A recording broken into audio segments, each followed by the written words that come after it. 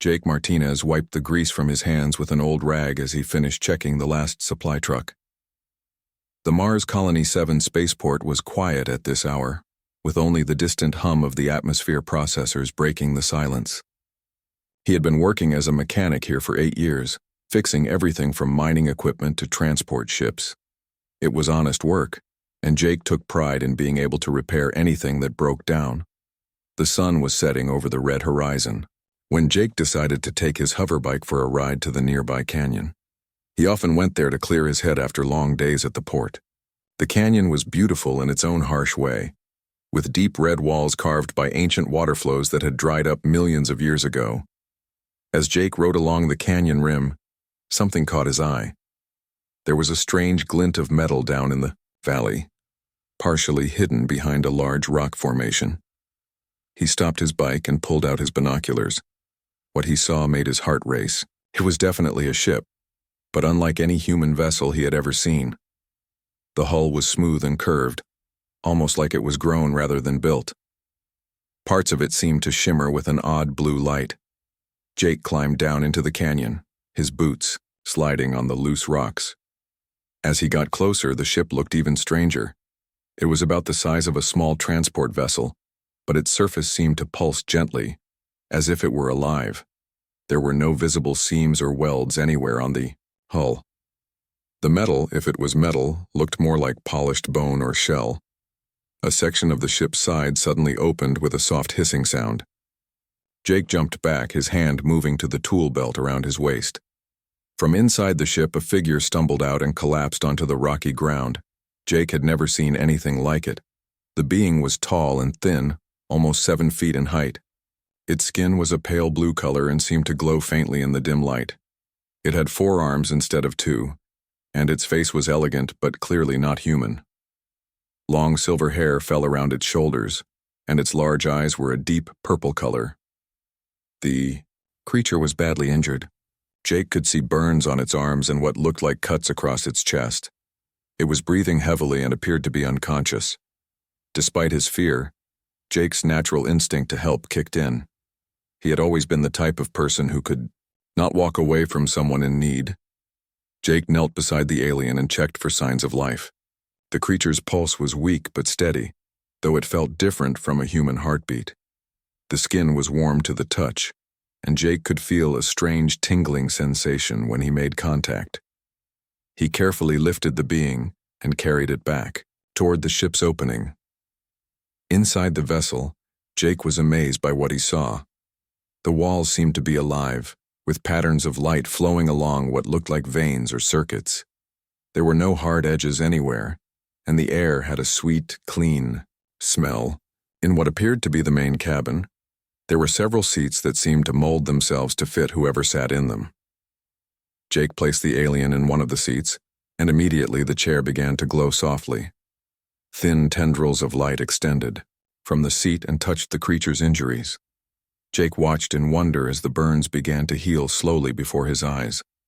A voice suddenly filled the air around him, speaking in a language he did not understand. Then after a moment the words became clear English.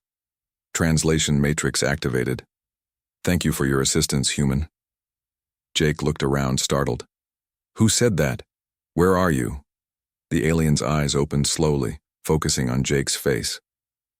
"I am Vexhai of the Kalan people. You have saved my life, and for that I am grateful." "You can speak English?" Jake asked, still trying to process what was happening. "The ship's computer has learned your language from your thoughts when you touched me. It is a useful feature of our biotechnology." Vexhai tried to sit up but winced in pain. "I must warn you, human. Your world is in great danger." Jake helped steady her as she struggled to remain upright. "What kind of danger? And what are you doing here?" Vexhai's purple eyes filled with sadness. "I am a refugee from my own people. The Kalan Empire has decided that your species must be eliminated before you become a threat to our expansion. A great fleet is being prepared to destroy Earth and all human colonies." "That's impossible," Jake said. "We barely have any ships that can travel between star systems. How could we be a threat to anyone?" "That is exactly why they fear you," Vexhai replied. "Humans have something that most species in the galaxy have lost. You adapt, You improvise. You find solutions where others see only problems. My people have become too dependent on their technology. They follow rigid patterns and cannot think beyond their programming.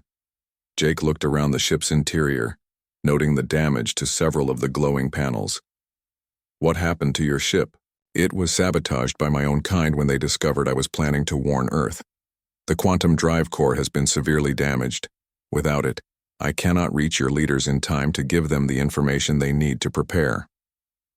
Jake examined the damaged panels more closely. The technology was completely alien, but he could see the basic principles at work. Energy was flowing from some kind of central source to different systems throughout the ship. Several of the pathways had been deliberately cut or burned. I might be able to help, Jake said slowly. I don't understand your technology, but I can see where the connections have been broken. If you can tell me what these systems are supposed to do, maybe I can figure out how to bypass the damage. Vexhai looked at him with surprise. You would attempt to repair Kaelin biotechnology? Our most skilled engineers said it would take months to fix the damage properly. Maybe they're thinking too hard about it, Jake replied with a slight smile. Sometimes the best way to fix something is to stop worrying about how it's supposed to work and just focus on making it work. Over the next several hours, Jake worked alongside Vexhai to understand the ship's systems. The alien explained that the vessel was a hybrid of biological and mechanical components, grown as much as built.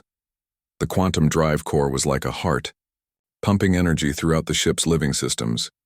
Jake found himself fascinated by the technology. It was incredibly advanced, but in some ways it was simpler than human engineering. Instead of fighting against natural forces, the Kaelin had learned to work with them. The ship's systems flowed like water, adapting and changing as needed. As dawn broke over the canyon, Jake had made his first successful repair. A section of the ship's life support system flickered back to life, and Vexhai breathed a sigh of relief. Remarkable, she said, watching Jake work with tools that seemed crude compared to Kaelin technology. You approach problems in ways we never consider. Perhaps there is hope after all. Jake stood up and stretched his aching back. This is just the beginning. If we're going to get this ship flying again, we have a lot more work ahead of us. Jake spent the next 3 days working on the alien ship. He had called in sick at the spaceport, telling his supervisor he had caught a bug and needed to rest. It was not entirely a lie, since discovering an alien refugee had certainly been shocking to his system. Each morning, he rode his hoverbike to the canyon with a bag full of tools and spare parts from the port's supply room. Vexhai grew stronger each day as the ship's medical systems continued to heal her injuries. She watched Jake work with growing amazement. Your methods are so different from ours, she said on the 3rd day, as Jake used a simple copper wire to bypass a damaged biocircuit. We would grow a new pathway using genetic templates. You simply force the energy to flow where you need it. Jake grinned as he secured the wire with electrical tape. Sometimes the old ways work just fine. My grandfather always said you don't need fancy tools to fix something, just a good understanding of what it's supposed to do. The repair worked perfectly. The ship's navigation system flickered to life, displaying a 3-dimensional map of the local star system. Jake stared at the holographic display in wonder. He could see Mars, Earth, and all the other planets floating in the air before him. This is incredible, he whispered. Your technology is amazing.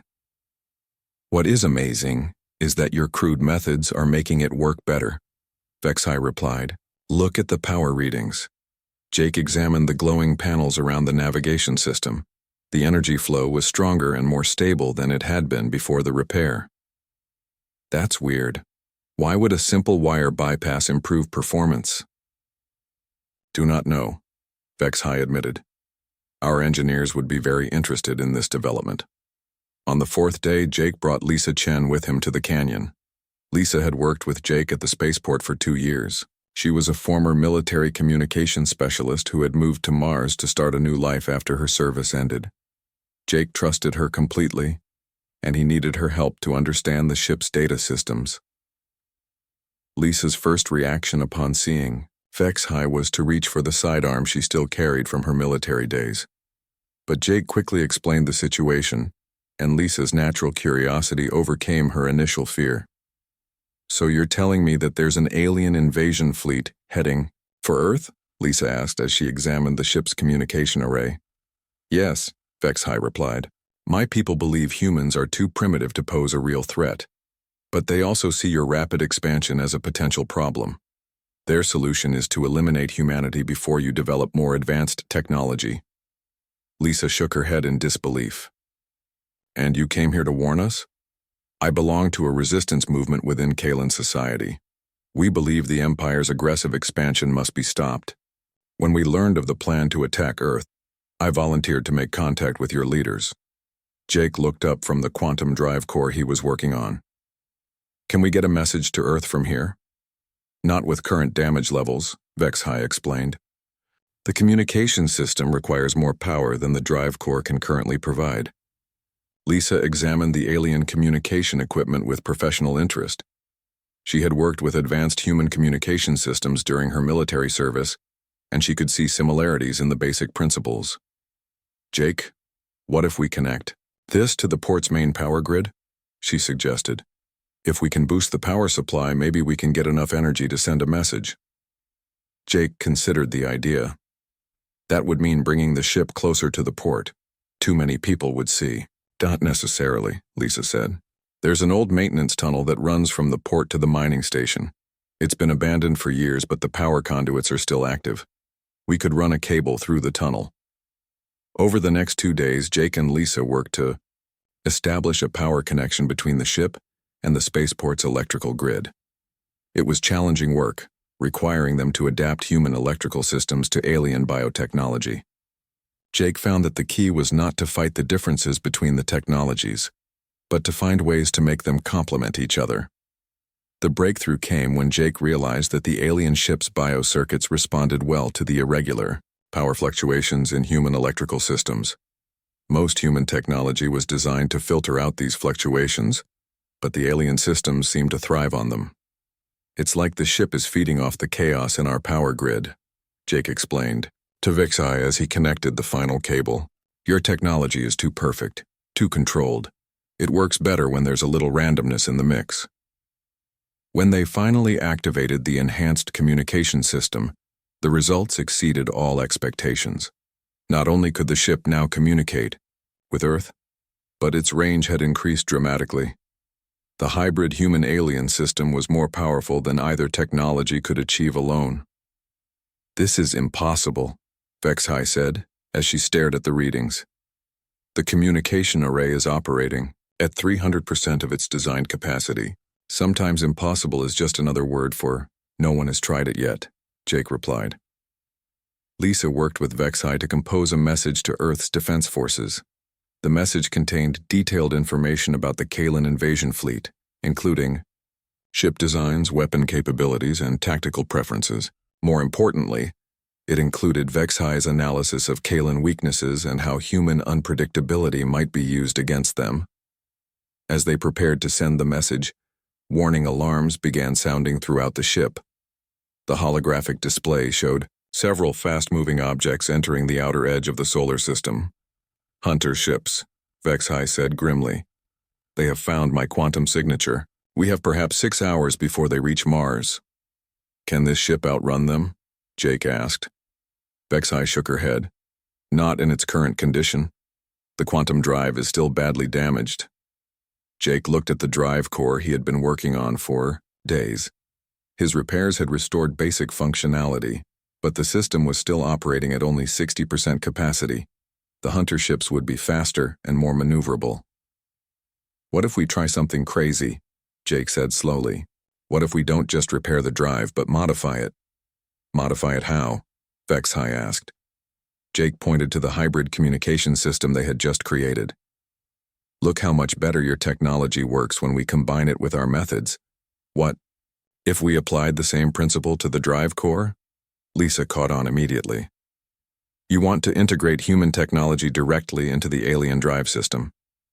It could destroy the ship," HFY warned. "Our drive cores are precisely calibrated. Any modification could cause a catastrophic failure." Jake was already pulling components from his tool bag. or it could make the ship faster than anything your people have ever built. We won't know until we try. As the hunter ships drew closer, to Mars, Jake began the most ambitious repair of his career. He was not just fixing alien technology anymore. He was creating something entirely new, something that had never existed before in the galaxy. The combination of human ingenuity and alien sophistication was about to produce results that would surprise everyone, including Jake himself.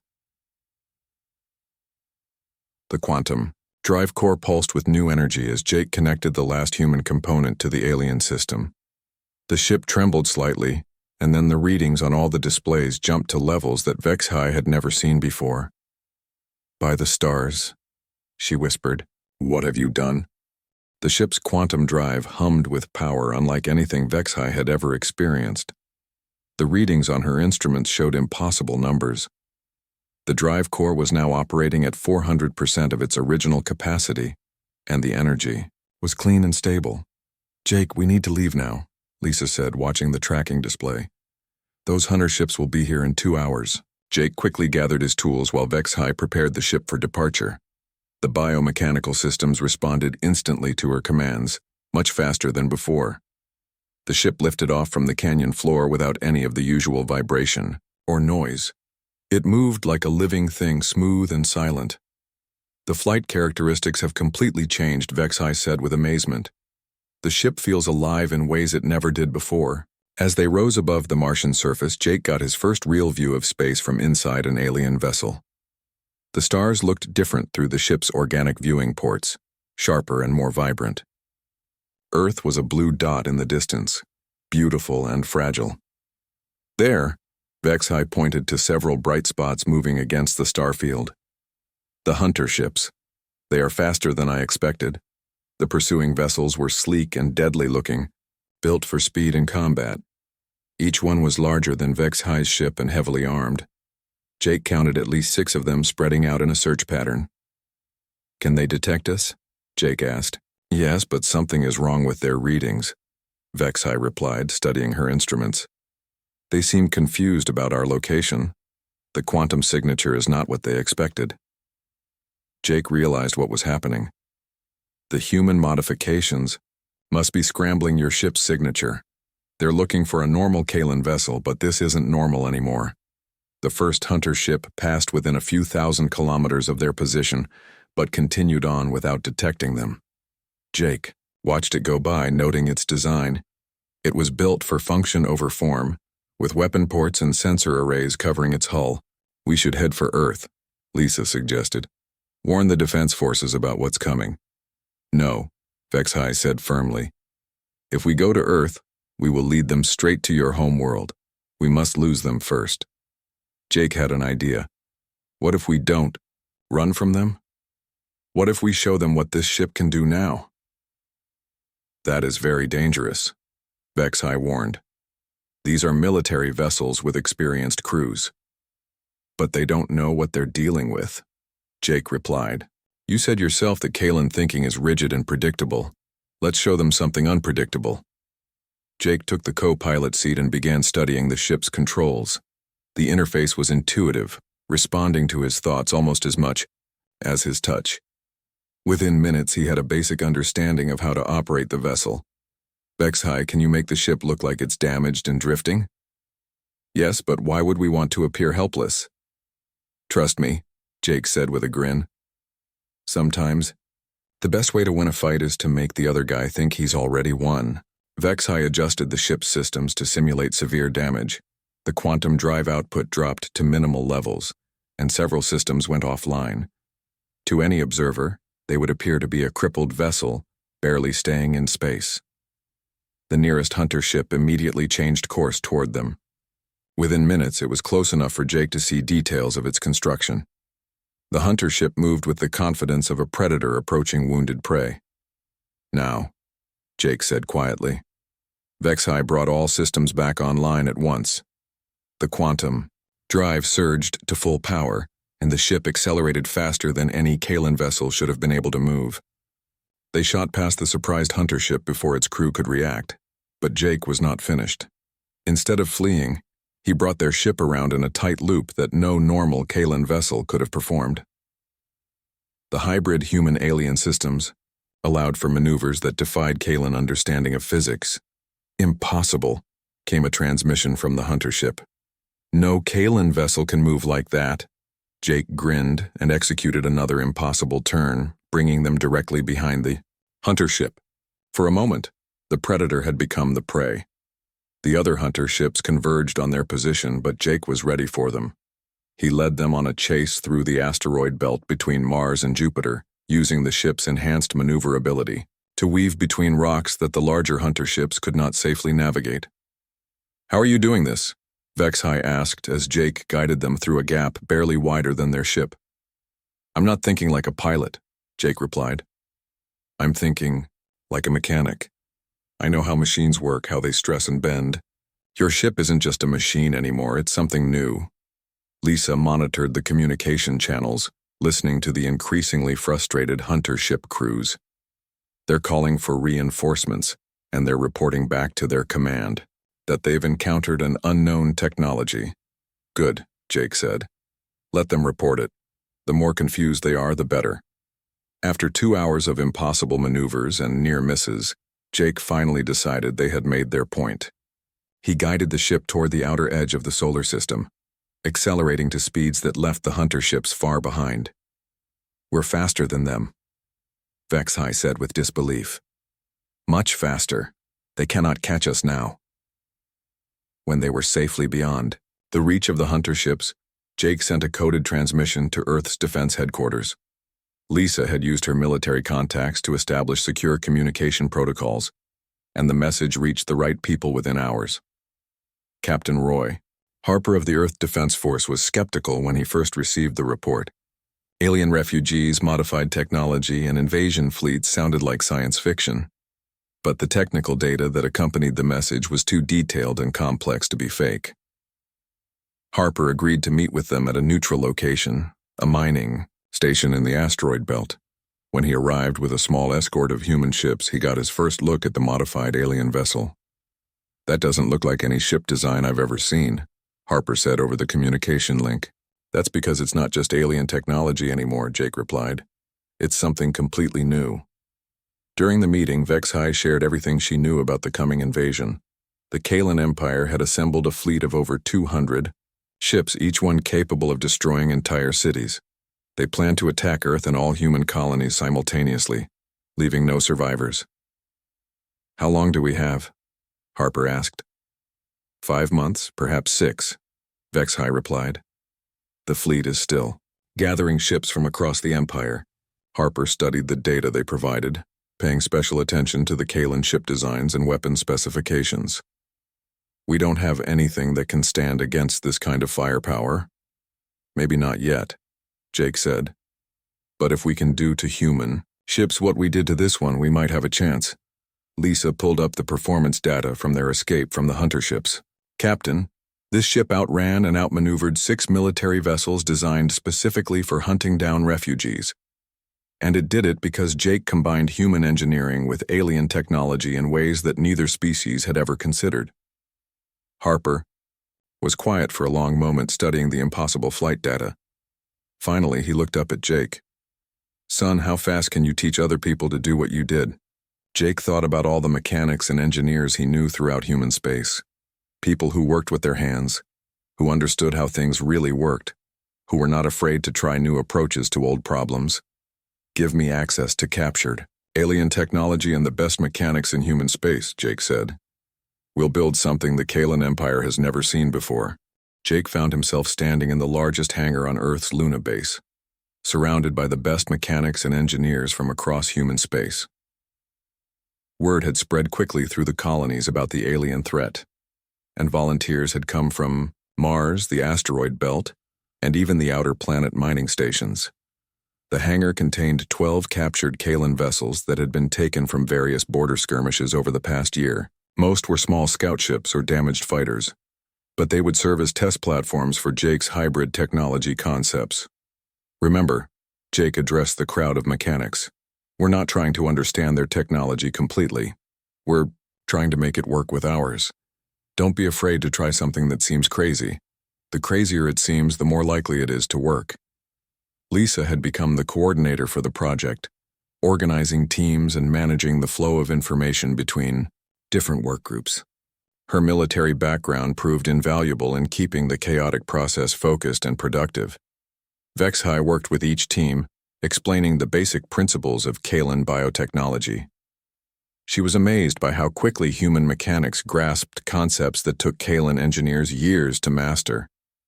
"Your people think with their hands as much as their minds," she told Jake during a break. "When they touch our technology, they understand it in ways we never considered." The first successful modification came from Maria Santos, a transport mechanic from the Jupiter colonies.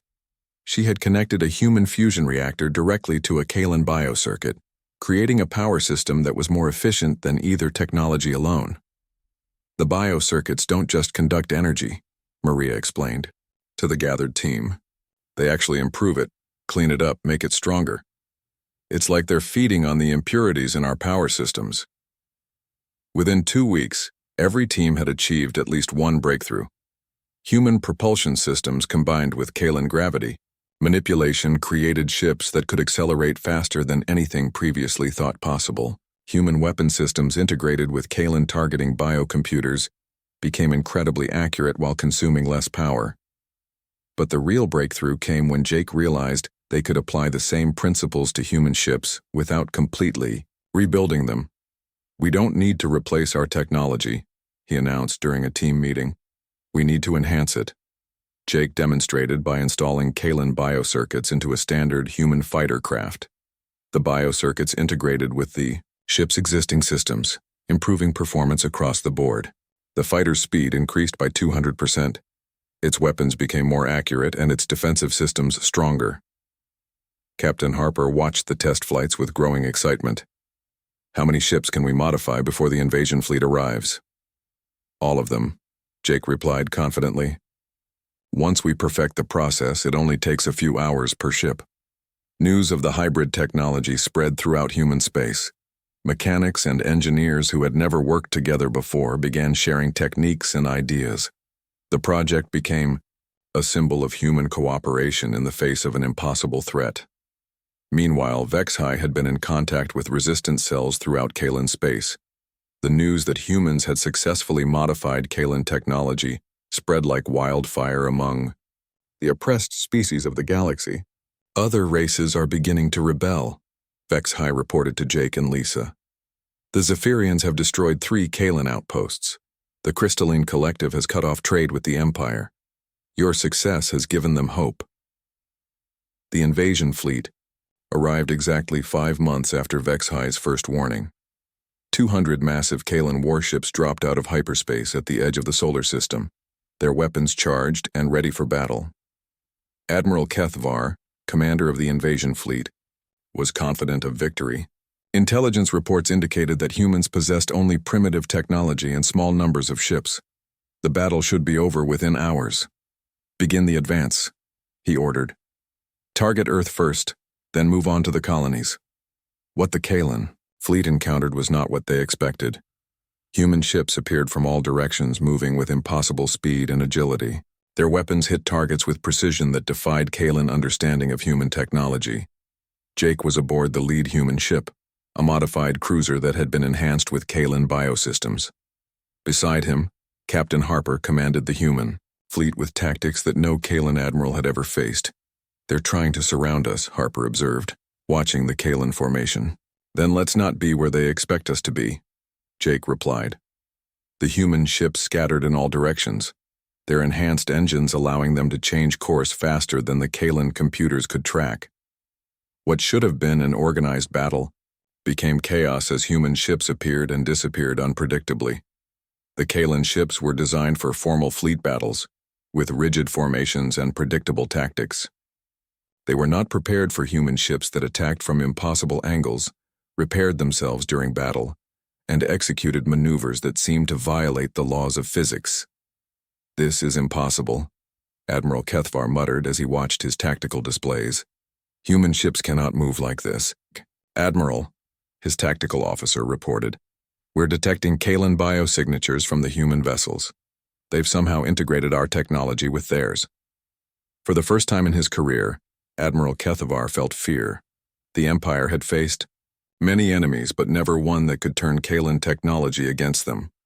The battle raged for 6 hours. Human ships, enhanced with alien technology, proved more than a match for the invasion fleet. But the real surprise came when ships from other species began arriving to join the fight. Zephyrian attack craft, enhanced with the same hybrid technology that Jake had pioneered, struck at the Kalan fleet's flanks. Crystalline collective vessels, their energy weapons boosted by human-modified Kalan systems, broke through the enemy formation. The galaxy is rising against us, the Admiral's communications officer reported. Rebellion on 12 worlds. 3. More species have declared war on the Empire.